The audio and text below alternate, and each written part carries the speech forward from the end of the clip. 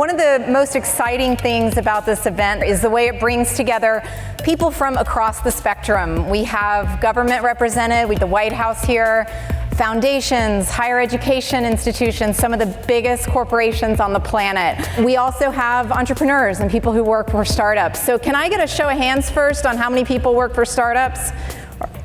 Okay, there's not many. And keep your hand up if you work in Silicon Valley.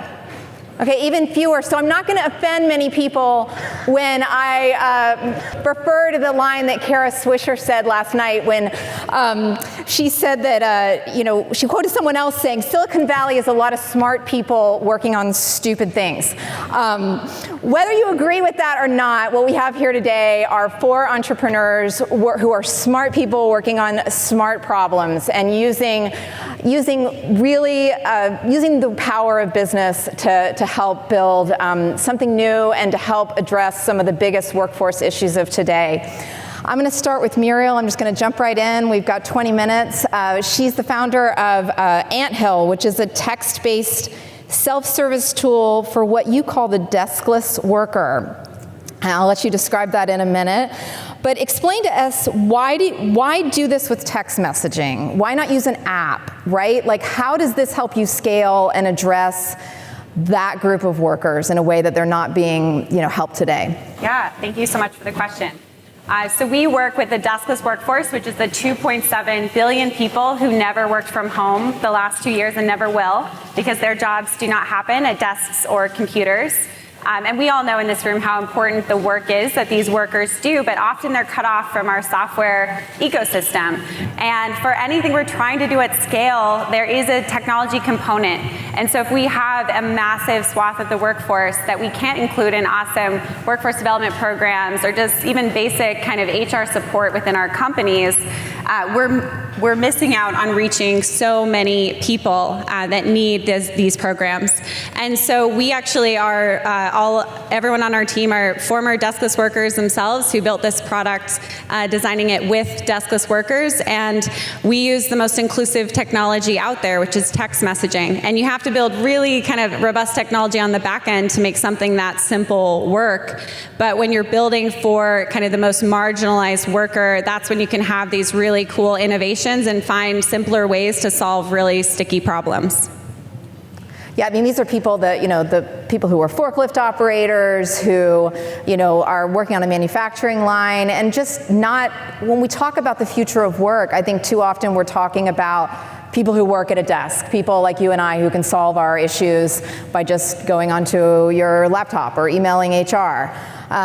Jason, I wanted to ask you, you match individuals with criminal histories into jobs in the trucking industry.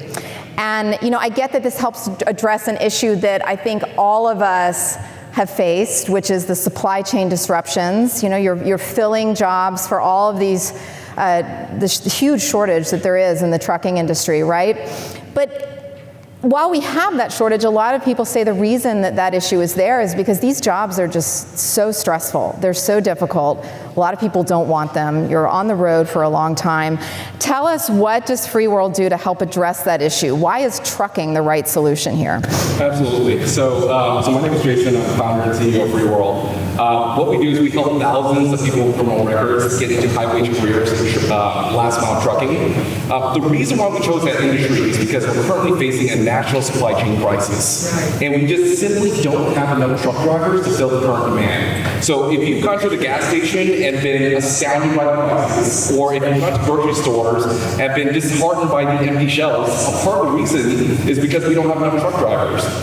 Why this is an important industry for people with criminal histories is because once you have a criminal record, there are few alternatives that pay as well as last mile trucking. So if you have a criminal record, most people will decline you even after a couple of interviews. And in the trucking industry, they need over 1 million new drivers just to keep up with current economic demand. So it's an industry where we have a 98% employment rate within 4 weeks of graduating the program.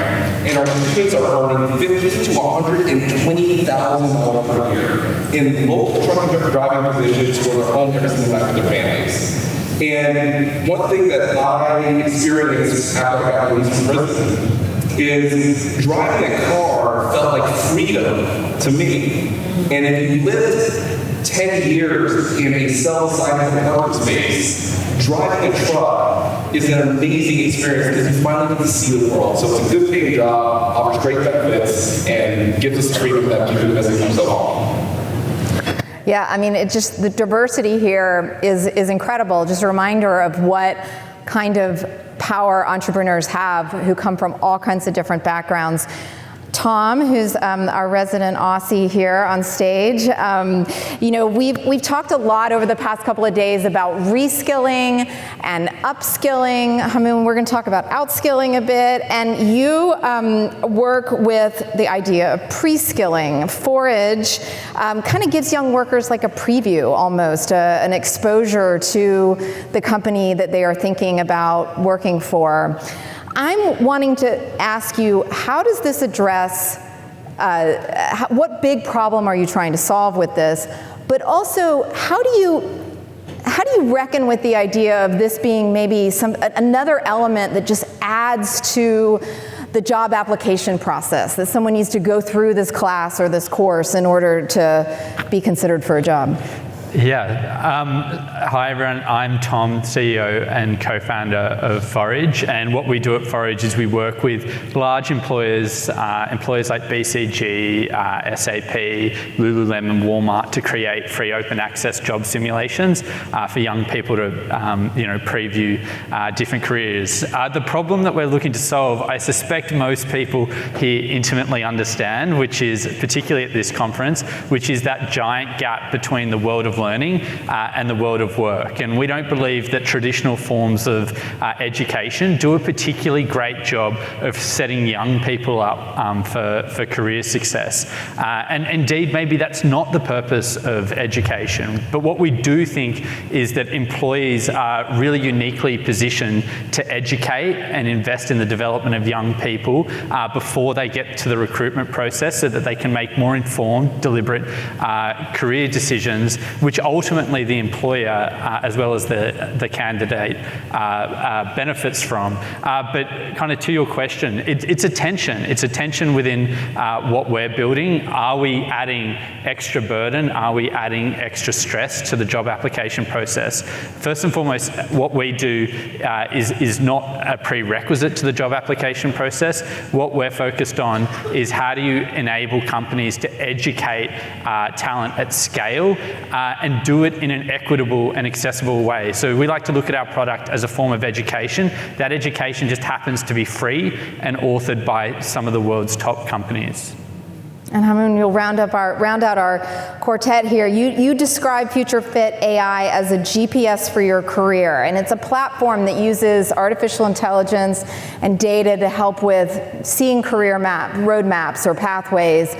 I know there's a lot of applications, but one of the ones that I think is interesting is the way that you provide a bridge between employers and local workforce boards to help them think about how do we outskill folks? How do we help give them the tools they need to position them for jobs well before any kind of layoffs or job changes might happen? Talk about how startups can provide that bridge, can help with scaling that problem. Yeah, thank you, and it's incredible to be here with this group of entrepreneurs. And maybe just as quick with a personal context, I'm an immigrant kid who would have been born in the midst of a war, moved after about 15 years to this side of the world without knowing English. Within 2 weeks of starting school, 9/11 happened. And so I spend a lot of my time thinking about journeys and transitions and pathways, both on a life and work context. And when you think about, I spent a couple of years living in Barbados. When you zoom out of an island like Barbados in the Eastern Caribbean, what you see is a whole bunch of islands with water in between them. And the system we operate in collectively in this room looks very much like that. You've got on one side a lot of islands that are opportunity providers, employers of various kinds, including our own organizations as employers. And every day there are new employers emerging. On the other side of the ocean, you've got talent providers. And those are local workforce agencies that we work with through our partnership with National Association of Workforce Boards. Those are state governments and programs. Those are emerging boot camps and training providers. They're all talent providers of various kinds, higher education systems that have talent ready for opportunity. And on both sides of this, you've got new islands being built every single day with very little bridging infrastructure that's being built in between. And so our focus is to use the power of AI to build the connective bridges in between. And the way we go about doing that, we found working with partners, is there are three things that are critical. One is you want to personalize GPS for the individual in their hands that doesn't overwhelm them. Number two, you need a one-stop shop for the organization where they can pull in assessments, careers, skills, learning, jobs, and resources. And then number three, you need to be able to actually systematically track journey data. So for which kinds of people to get to which kinds of destinations, what kind of supports helps them do that. Yeah. We do that helping them get into jobs and then transition into future opportunities as well where it makes sense. Well, speaking of layoffs, I feel like we'd be remiss. I mean, we've been talking the last 2 days about the incredible shortage of talent we have, the skills gap that we're facing, but we can't get away from the fact that there are just news every day about layoffs, hiring freezes, particularly in the tech industry and venture-backed firms. I'm curious to know what you guys are seeing, as you've been in the market seeking funding, as you're dealing with big employers. What give me the temperature that you're taking out there, Tom. Let's start with you. So on the employer side, certainly we're starting to see, particularly in the tech sector, a downturn in hiring for sure. In good times, the first part of a business that gets budget are the talent acquisition teams, and in bad times, the first budget that's pulled is talent acquisition teams. And so we're at the coalface of that, and we're certainly seeing that companies are becoming far more prudent, particularly kind of listed tech companies at the moment. On the fundraising front, fortunately for us, we did our Series B in August of last year, which I like to think we were geniuses at the time, that hindsight's 2020. But certainly it is a lot more challenging out there, but good companies solving meaningful problems will continue to get funded. So I know I saw this morning that Multiverse, the company that focuses on building apprenticeship pathways into the world of work, just raised a $220 million round. I saw Ripple Match, another work tech company, do a $45 million Series B round. So it is challenging, but good companies who are solving difficult, meaningful problems, I suspect will continue to get funded in any market. Well, and as we all know, this problem isn't going away. These issues that we've been talking about are here. Jason, your organization is also dealing with another issue, which is automation and how that's going to impact jobs going forward. Tell me a little bit about how that's playing out in the trucking industry and what you're seeing. Yeah, so I get that question quite a bit, is how are self-driving trucks going to impact the labor force? And so the way that we look at it is, first of all, trucking represents 72% of all freight that's being delivered all across the nation. And during the pandemic, while businesses were shuttering, trucking jobs actually became an essential business where people were required to go out there and ship vaccines over to hospitals. When you look at self-driving technology, it's most likely going to impact over-the-road trucking first, which is basically a truck going from New York all the way over to California as an example. But in order for that to become a mass market option, the maintenance infrastructure required has to be as ubiquitous as gas stations. So if you imagine that a truck traveling from New York to California, there needs to be charging stations, there need to be maintenance stations, there needs to be somebody there to fix a flat tire if something happens. Self-driving technology will likely hit last mile trucking at the very end. And that's where we specialize. So we mostly get our graduates into last mile trucking jobs. And so if you imagine an 18-wheeler truck that's about 80,000 pounds, navigating through a busy construction site, that's extraordinarily difficult to do. And so we think that we have quite a bit of runway before that really becomes mass market and starts to take away jobs in the trucking industry. This also gives us enough runway to actually transition to other jobs like geothermal drilling. So we're going to be training in multiple industries at some point in the future. So I can't believe we have an afternoon left of sessions, but we're nearing the end of our conference here, and there's been so much talk about hiring for skills, about the value of the 4-year degree, about just the skills gap that we're facing. And I want to ask all of you, because I feel like entrepreneurs kind of bring just a very fresh and different perspective here. What's not being talked about here, right? What's the taboo that's not getting the discussion that it needs to have? And it might be what you think is preventing more entrepreneurs from solving these issues, like what their obstacles are. It may just be a topic that you think isn't getting the airtime that it should. Let's start with you, Muriel. Yeah, absolutely. So I always come back to access. And I think that when we're having these conversations, when we're approaching these problems as researchers, educators, entrepreneurs in companies, I think we have to just constantly ask ourselves this idea we just talked about, how many people are actually going to be able to interact with that in the fiber of the way that they work and live. And we are big believers in designing for that most marginalized worker first, or that most marginalized learner first, and then you can reach everyone with that. But I think that is the biggest piece. Another obstacle that I think we can overlook is everyone in this room has decided to go into an area that is such a big, complex, wide opportunity, and there are so many things we can invest our time in. And I think one of the biggest obstacles to actually scaling our impact is staying focused in the piece that we've decided to invest, and then so that we can more effectively partner with partners.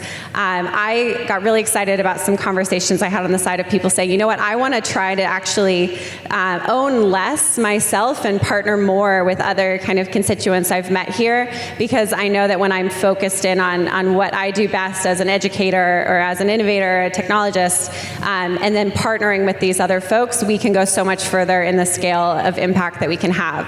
I think that's a conversation I want to be having more here as well. Hamoon, I'm going to go to you next. Yeah, so I would say the first thing, maybe one of the implicit elements in this space that doesn't get as much talked about publicly, is the vested interest that drives some of our decision making collectively, right? So when we work in this, back to the island analogy, and maybe on the theme of the conference, the need to see beyond the horizons of our own islands. When we talk to a lot of organizations, natural tendencies to say, we will only make the pathways visible to the people who come to us that we are supporting and the programs that we might be offering. What does it look like to rethink that? What does it look like to be willing to expose to other pathways, to be willing to truly show someone what's best for them in their journey, whether or not it runs through our island? And then maybe quickly, a second one is around speed. What would it look like next time we're back at Horizons that especially the larger organizations in the room have committed to a 100-day policy? From the first conversation you have with a startup company to your decision of whether or not you go ahead or are you on the ground or no, thank you, within 100 days. The cost to the company, to you is implicit, but it's still a very real cost of time, energy, and effort when things take months and sometimes years. And the cost to the innovators is significant when those processes drag on. So take a looking inside to say, are our procurement, engagement, and partnership policies set up to be able to go from 0 to 100 days from first conversation to on the ground? Needing to move a lot faster. If we're going to actually solve the scale of the challenges we're all talking about here. What about you, Tom? So for my one, when we think about creating new pathways into the world of work, here in the US, I find that there is like this obsession with upskilling and reskilling. Like, how do you retrain? How do you create new pathways for a 30-year-old, for a 40-year-old worker into different lines of work, particularly when we talk about promoting using reskilling or upskilling as a form of driving upward social mobility. responsibility. And that's fine, but the taboo topic that I don't understand why no one talks about is like, what are we doing in the K-12 space? What are we doing with kids in terms of setting them up for career success earlier and earlier? The basic logic that I have is that the earlier you can kind of empower students and expose students to different employers, different careers and whatnot, you're going to have disproportionately better results on the back end. So while I get the focus on the reskilling and upskilling, I'd love to see more work being done in the K-12 space in terms of setting young folks up for career success. And more directly talking about these issues and exposing them to careers. I mean, do you have any ideas from Australia for us for that? I wouldn't say Australia is like the model place, but certainly I think employers should, employers as the custodians of economic prosperity should really be leaning into that responsibility. And I think investing in the education of young people, and I'd love to see kind of, K-12 school curriculums start to evolve and kind of build that exposure. And Jason, let's wrap it up with you. In the last 30 seconds we have here, what do you think is the thing that we should all be talking about more that we're not? Yeah. So I think that we shouldn't take for granted that the advancements of progress. Like, in order to make progress, everybody has to work incredibly hard to move forward in that direction. 2 years ago, we all witnessed the murder of George Floyd, and there was a huge public outcry on the inequities that we have in our law enforcement systems, in our criminal justice systems. And my fear is that momentum is starting to slow down. If you're a funder, I encourage you to act boldly and to act with urgency. If you're a social entrepreneur, I challenge you to dream big. We need you. We need your innovative ideas to make this world better. And for platforms like JFF, we are grateful for the opportunity to leverage this network of platforms to make our voices heard. As somebody with criminal history, for the most part, our voices are silent. I only just got the right to vote back a couple of years ago. And so whenever I get opportunities like this, I feel like it's my duty and responsibility to give voice to those who have, for the longest time, felt like their challenges and problems they're facing in life are really ignored. A rising tide lifts all of us together, and we should not lose the momentum that we so recently. Thank you all. Thanks for having us. Thank you so much.